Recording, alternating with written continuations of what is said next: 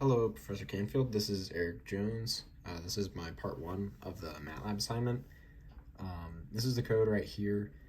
I'll go ahead and go over that real quick. So here's my symbolic variables right here.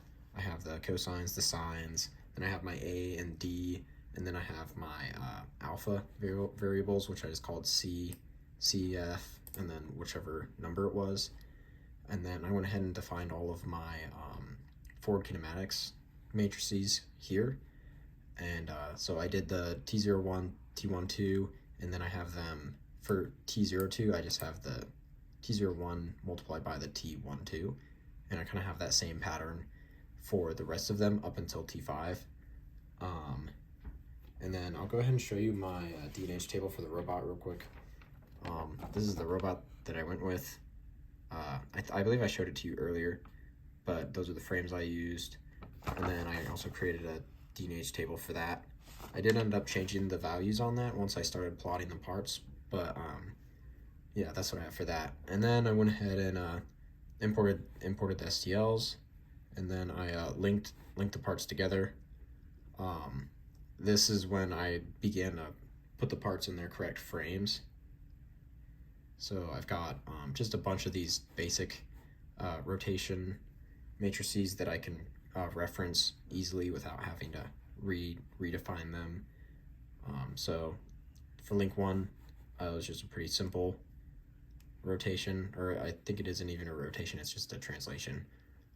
Link 1 is just pretty self-explanatory. Link 2, I didn't have to do any changes. Link 3, I didn't really have to do any changes. A couple things. Link 4 was simple, and link 5. And then I have this other section which is just for displaying the individual parts for once for when I'm making sure that their frames line up. For the actual animation, I did a step of 2 degrees up until 90. So for each of the joints, I just rotated them for a range of 90 degrees, basically at different starting points, just to show how it works. This is here I just assign variables to the alphas and to the A and the D columns of my D&H table. These values don't really line up with what I put in my calculated D&H table, but these values worked pretty well and everything lined up and functioned.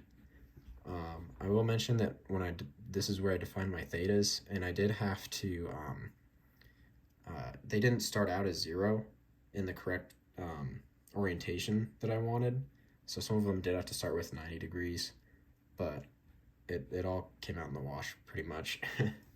And then here I just assigned the C1s and the S1s, and then the alphas again. I did that here.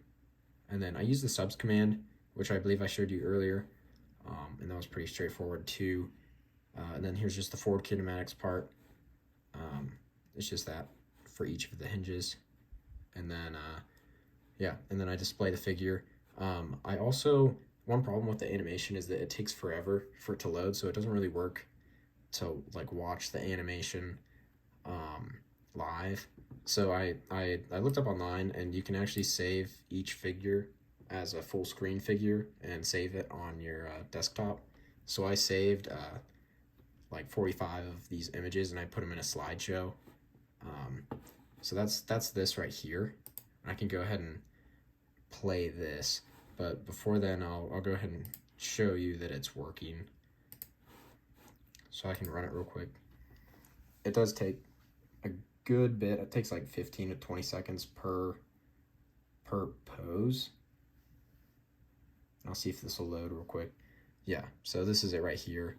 And if you wait a little bit, it'll move a couple of the joints around.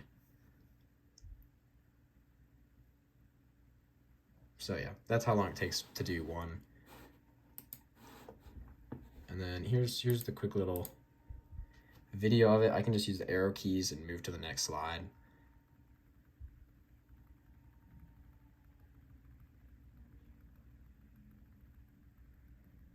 So yeah, that's it right there. It's pretty straightforward. I just put all of them in here. You can import them as a photo album, and it'll just put them all in there as the blank PNGs. I'll show you my SolidWorks model. I didn't have it open before.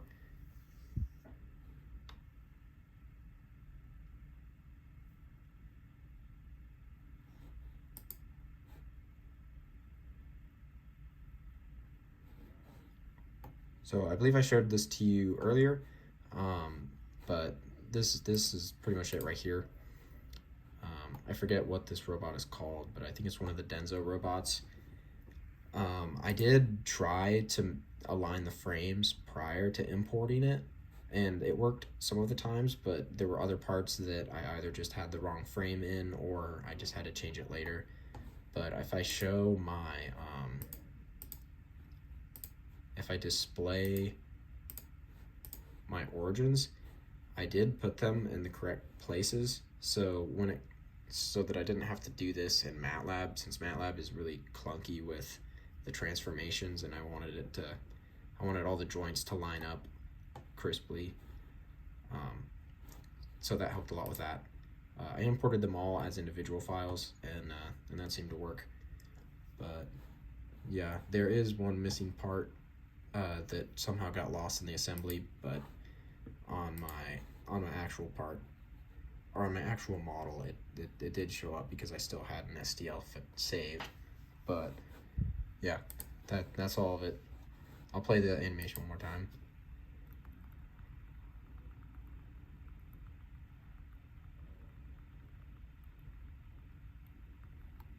But yeah, that's all. Thank you.